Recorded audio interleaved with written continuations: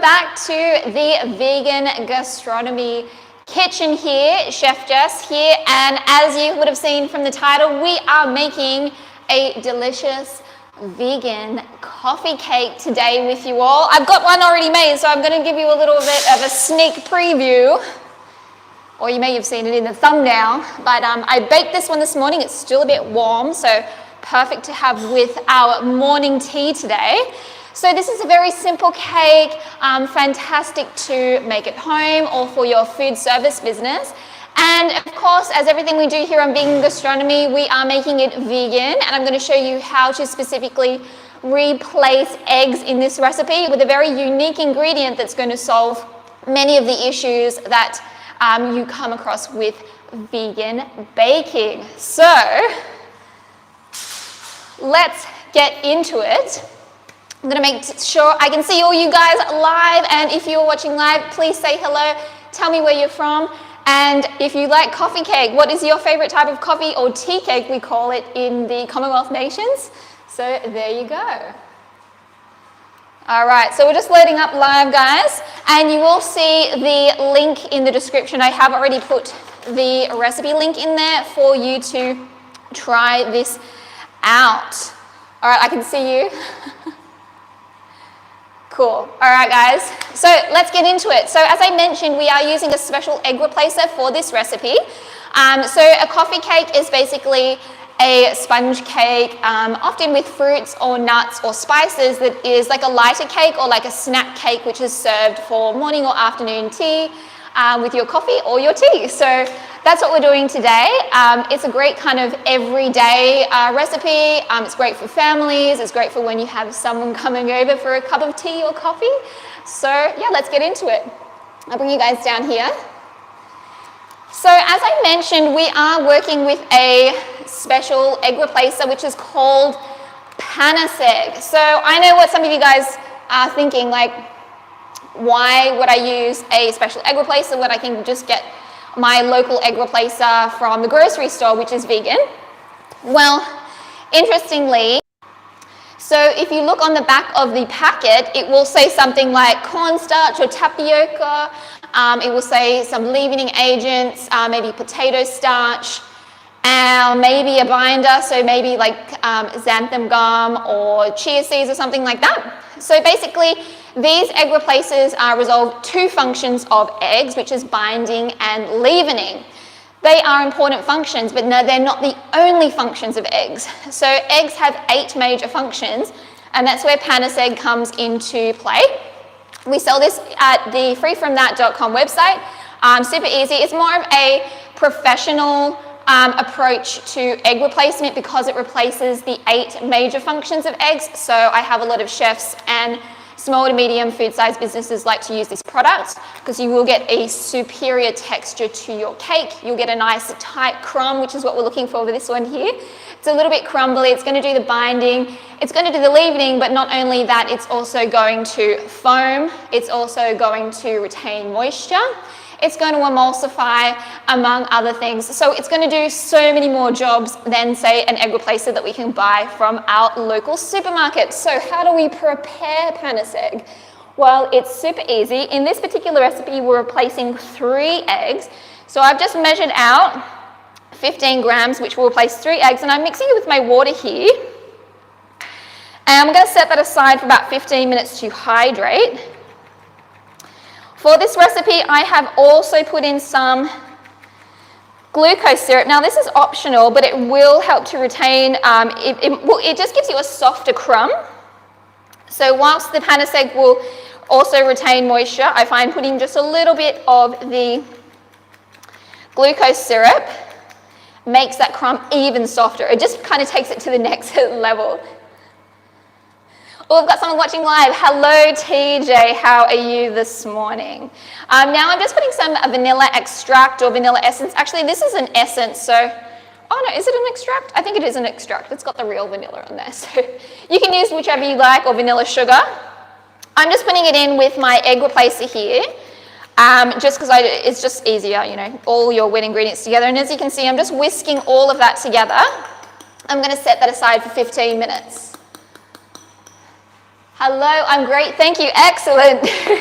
So I'm just gonna pop that aside, guys, because after all, this coffee cake that we are making today is a sour cherry coffee cake with hazelnut strudel. So I don't know about where you are in the world, but here in Greece, here in Naxos, Greece, it is winter time. We actually had snow yesterday, can you believe it? And it's the end of the season, so there's very few fruits available which are in season. So basically in our supermarket right now we have apples, pears and bananas, and I've made cakes and different types of pastries from those the last couple of months, and I'm kind of bored of them. So this is a way you can actually use fruits which are canned or preserved. So that's what we're using today.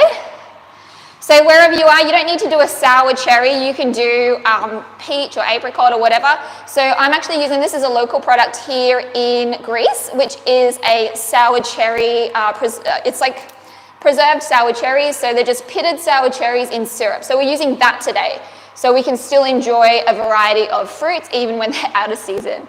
Oh, we've got a couple other people joining us.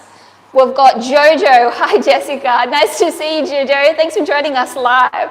All right, so we're going to be making the crumble for this topping, which is absolutely delicious. We're actually using hazelnuts in our crumble, which pairs beautifully with any type of stone fruit. So we're using cherries today, but with apricots, peaches and things like that, it also pairs really nicely with that. In addition, we have some sugar here, some flour, and I'm just going to get my butter because it's chilling in my refrigerator. Because we want to start off with nice cold butter, and of course this isn't any type of butter, it's a vegan margarine. I'm using a firm vegan margarine. If you're using a soft one, that's completely fine. You might just need to use either a little bit less or just increase the flour content. Okay, so we're going to get in there with our hands, and basically we're just rubbing everything together. I do have some sweetness in here in terms of sugar, and I'm using the Demerara sugar because I think it gives a really nice crunch to our crumble. And if you're not sure what Demerara sugar, that's that sugar that you see in coffee shops. It's the brown kind of granulated. It's like bigger granules, so it's a textural component to your dessert, so it makes it nice and crunchy. So we're just rubbing the butter and our dry ingredients through our fingers here. Oh, one of the things that I forgot, which I have next to me, is we want to put a pinch of sea salt in there as well. Okay? So we're just rubbing that between our fingers. Oh, it's Shirley. Hi, Shirley. How are you doing? Shirley's one of my students. So if you folks who are watching live, if you are interested in learning more, and we have a lot of online programs right now. Today I'm showing you how to use Panaceg as an egg replacer, but in our programs we actually show you many different ways of how to replace eggs, what the functions are, and how you two at home can replace them. So you can choose the egg replacer that suits you. All right, so this is looking good. I kind of want some big chunks and some small chunks, so I'm kind of happy with that. So let's get this off our hands. Alrighty. Because if we start off with a super cold crumble, it's going to get really nice and crispy in the oven. So I'm just going to pop this in my little freezer here while we prepare all of our other ingredients together. Okay, here we go.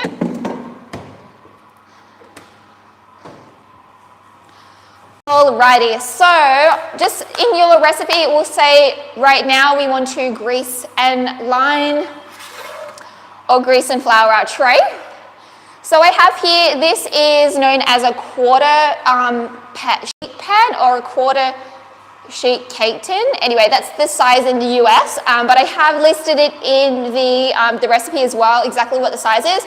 But you could do this in a round cake tin if you like, or even in a loaf tin. You may just need to adjust your baking time, and I've just greased this with some of my vegan margarine, and I just rolled around some flour in there and tossed that out. So that's how I did mine, or you can use baking paper, whatever you prefer.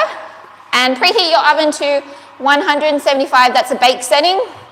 And in Fahrenheit, from my US people, I'll have to check that. I'll adjust it later. So yeah. And in the recipe, guys, I do have gram measurements in addition to like cups and spoons as well for my US people. So yeah, you can follow along too. All right, and if you have any questions during this live, guys, just pop them in the comments box for me. Okay, so now what we're going to do is we're going to start whipping our egg with the sugar. So this is one of the unique functions of Panaceg. It actually foams. There's very few vegan egg replacers that actually foam. So one of them you folks may have heard of is aquafaba. We don't use aquafaba that much here at the school because when you translate it to a commercial setting, it's really difficult to get the consistency in the product because you have to reduce it to a certain viscosity. In addition to, you have to be careful so you just want to be careful with that particular product. It's fine to use sometimes, but you just don't want to use it all the time. Okay, so Panaceg, it foams as well, and it's like a whole egg, so it's quite interesting in the way that it works. So I'm going to bring you guys down here because I'm going to show you a little tip with your sugar. So I'm using a white granulated sugar. Yes, it is vegan. I'm going to pop that straight into, this is a little mini food processor. You don't have to do this. This is just a little tip for you guys. And I have my lemons here. So I find if I blend my lemon zest with my sugar, it's going to release more of the oils. So you get a more flavorful sugar. So you want the zest of like maybe one lemon or however much you like. I find that it really brings out the freshness of the cherries, which I think is very nice. And I'm just using a microplane here to take all of that zest off. I love these. These are great. Great for garlic as well, so you can use them for sweet or savory applications. All right, almost got it all in there. Okay, perfect. So we're going to get that on. We're going to give this a bit of a blend. So excuse the noise. There we go.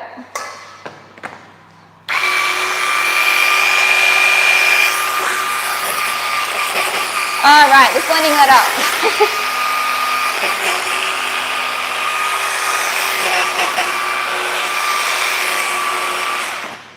Oh, I can see my mom's just watched me live as well. So hello, Karen. I know I can see you there watching. Okay, we're going to give this a little bit of a tidy up. Get this stuff. Got all my zest everywhere. Okay. All right, so this is the fun part. We're going to start whipping. We're going to start whipping our Panaceg with the sugar, with that lemon sugar. And as soon as you start blending it, that you're going to smell that aroma. You can really, that all of the oils have started to release from the lemon zest, and it just smells delicious. Oh, it's so good. Okay, so we're going to get our prepared Panaceg in this bowl here. Is it possible to use different citrus? Absolutely. You could use orange for this. That would be delicious, or lemon, or yeah, anything that you want. So I'm going to put in, I'm just going to start off with like 1 spoon of the sugar here. And I am using just my hand mixer today because we're just making one, but of course you could use your Hobart or stand mixer for this purpose.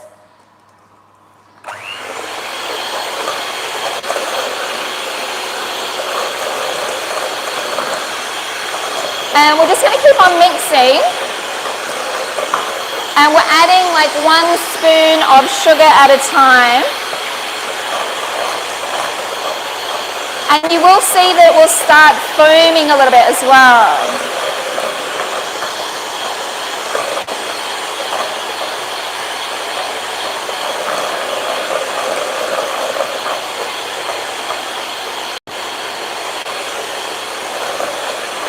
All right, so we're going to go into some more.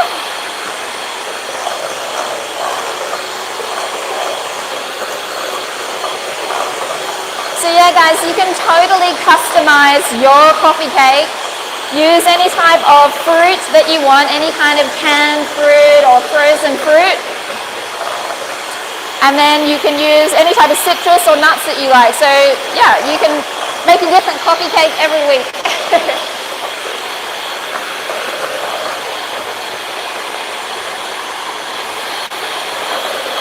All right, so you can probably see it's actually starting to get a little bit more voluminous.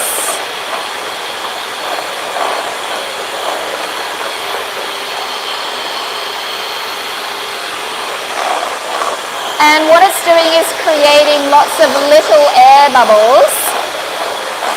So when this goes into the oven, it's going to expand. You give like a really beautiful texture as you would with traditional eggs.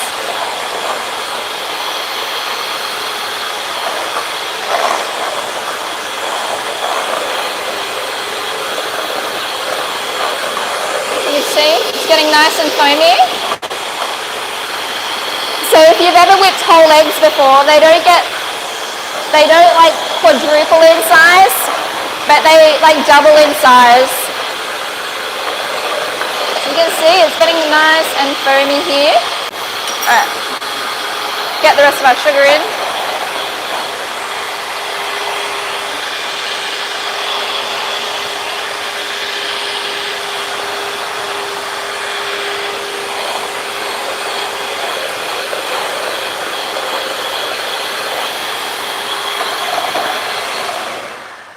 Turn that off. So if you can see guys, it's actually become quite foamy. So as I was mentioning, that's a very unique function of the Panaceg. I wasn't sure if you could hear me because this is very, very loud.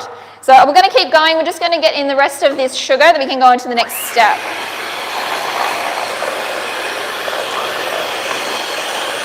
Wow, that's wild. Yeah, it's totally wild, huh? So if you've used traditional eggs before,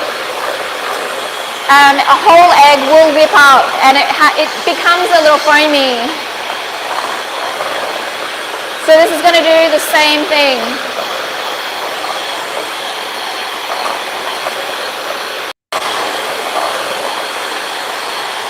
All right, that's looking good to me.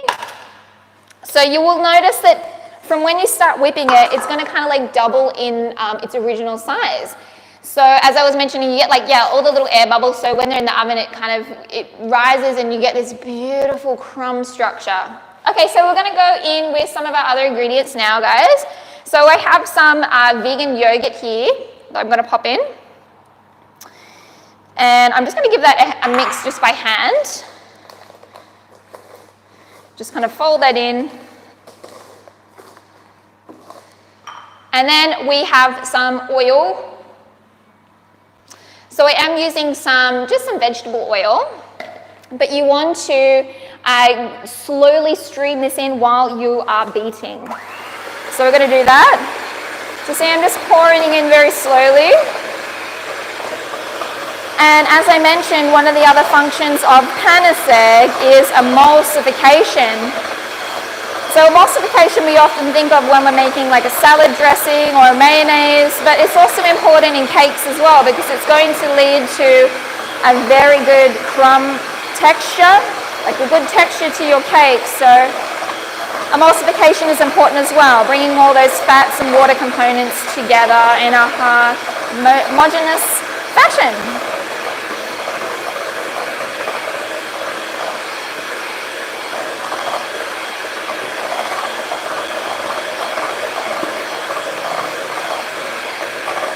All right, almost all our oil in. And you want to use a nice light, flavorless oil, so like sunflower oil or grapeseed oil, something like that, or just like a vegetable oil blend. You don't want to use like an olive oil. Okay, so that's all combined.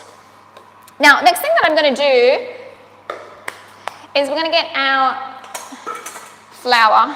We'll do this. So I'm actually using a self-raising flour, which means a flour which already has its leavening agents in. And you can also use just all-purpose flour and just increase your baking powder for this, but I really like using the self-raising flour. And I have a little bit of baking. My cake is like a lighter color. I do find when I'm using the self-raising flour, my cake is also a lighter color. Okay? So I've got my flour already sifted on my baking sheet here. Now we're going to get with our cherries. So as I mentioned, you can use any type of preserved fruits that you like. We've got a question. Do you know Sauce Dash? Yes, he used our potato protein. He sure did. And what was he doing? He was making a cloud bread. We should do one over on this channel as well. That was like a TikTok sensation, the cloud bread. So I'm just, with my cherries here, I'm just draining that juice. And you can use it, you can drink that juice or use it to make a sauce or something for something else. But we're just going to set that aside to drain for a minute. So while that's draining, I'm going to pop my flour in. Okay, and at this stage you can use your mixer or you can just fold your ingredients in. I'm just folding it in because I do find sometimes using the mixer, it kind of flies everywhere. Yeah, he also used it in other videos. Oh, did he? I'll have to check it out. If you have the link, send it to me. I'll go check it out. Yeah, he's a really nice guy, Sauce Dash guy. Okay, so this is kind of half mixed through. I'm kind of happy with that. What we are going to do now is I've just got my, my bowl that had the flour in. I'm just draining off that excess liquid on my cherries. Pop it in the bowl. And you want to grab yourself some flour, any kind of flour. I've got some all-purpose flour here, but you can use whatever flour that you have. Oh, this is icing sugar? I'll get the flour. This one. Here we go. And we're going to just put a little bit of flour onto this.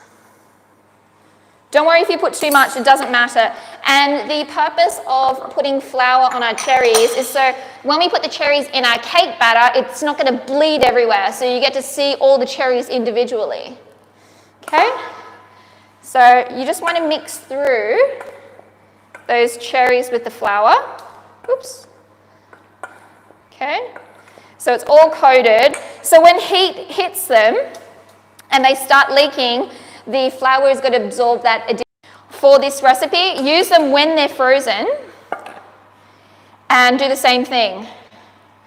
So it's a great technique for making, you know, your blueberry muffins or your raspberry cakes or cherry cakes, and then you just don't get all of that juice leaking through.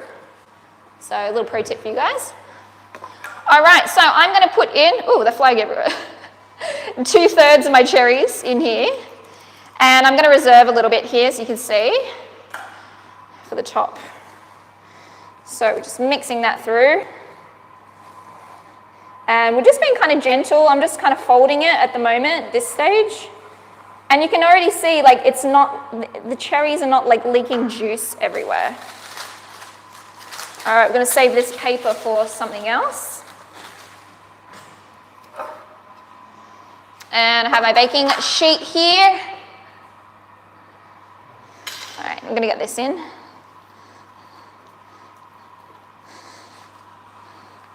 Oh, it smells so good. I can still smell that lemon. Delicious. I know in the States, the most classic coffee cake, which is lovely. So, but yeah, just use what you have. You can use this as a cake base and then you can kind of customize it. If you don't want to put fruit in it, you don't have to. If you're not a fruit person, for your cakes.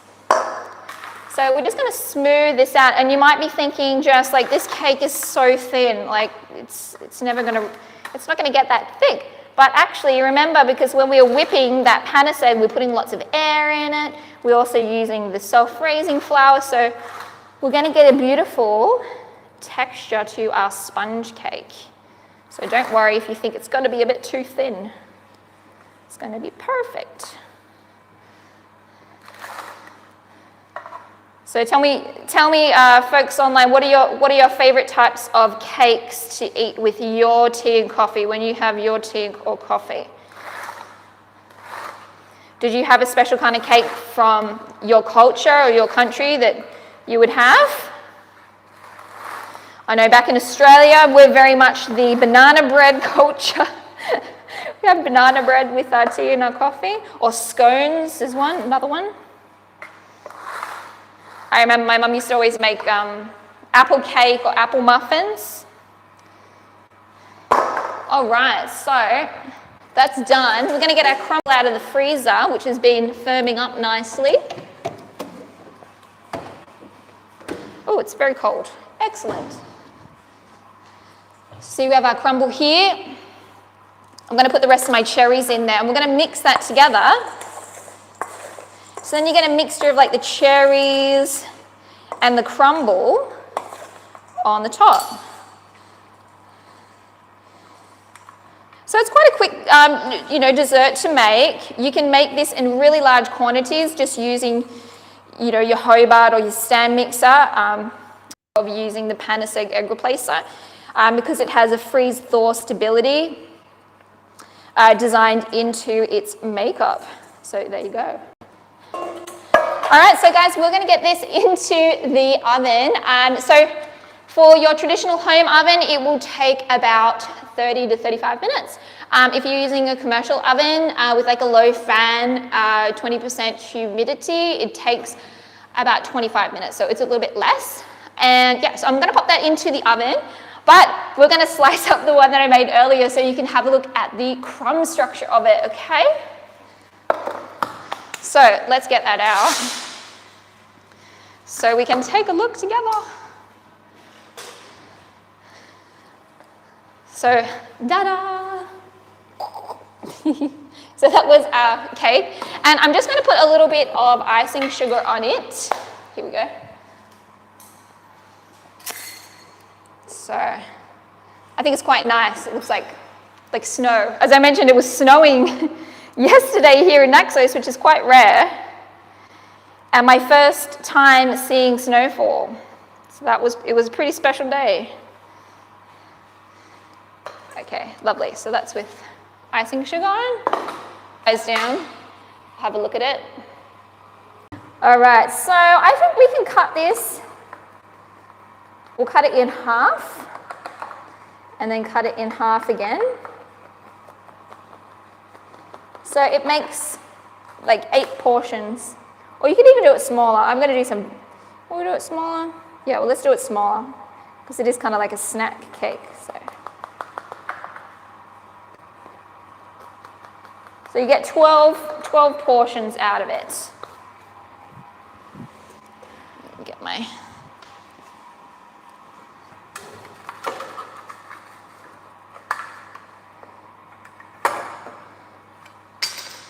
Cut it a little more.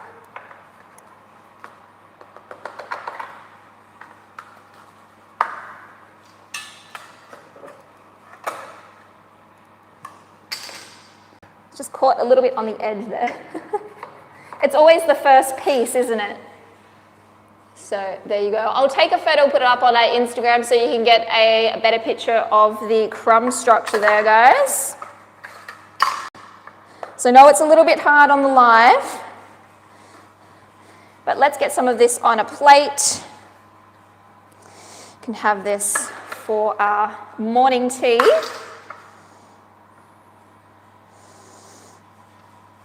Beautiful. Oh, it looks so good.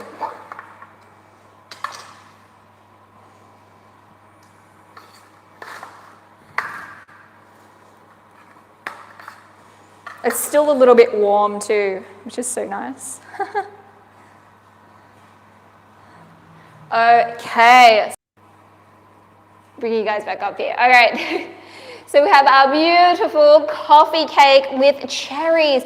And remember, as I mentioned, we put the flour over the cherries so it didn't bleed through the cake. And as you can see, they're all separated. You got a little bit of cherry. You've got that beautiful crumble there.